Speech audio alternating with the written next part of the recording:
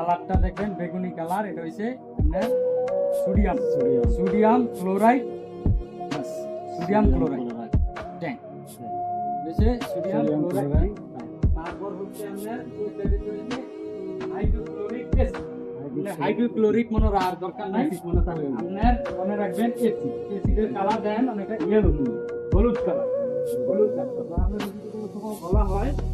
যে acid tank level, যখন acid tank level করব বলার পরে আপনি এই যে এই জায়গা থেকে একটা পিকচার করবেন এবং উপরে লেখা আছে সংক্ষিপ্ত এসি, হ্যাঁ লেখাটা সহজ আছে উঠে, তারপরে আপনার এসিড এটি হচ্ছে বাইরের এই, আর ইনকামিং ফ্লো হইছে আপনার ওই যে বাইরে যে আমাদের ওইখানে যে ইনকামিং ফ্লো পানি আইতেছে ভিতরে, ওইটা হচ্ছে আপনার ইনকামিং ফ্লো। মনে থাকবো এইটা হচ্ছে অ্যানালাইজার।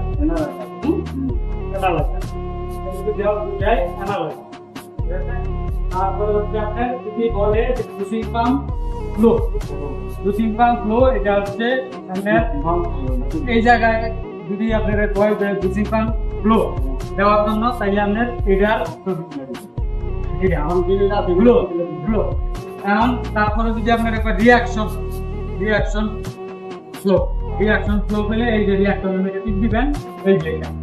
এটা সচরাচর যাইতো না, তারপরে আবার ডুসিং পাম্পের মধ্যে চাপ দিবেন, তারপরে আপনার ডুসিং পাম্প বা মানে প্রেসার, ডুসিং পাম্প প্রেসার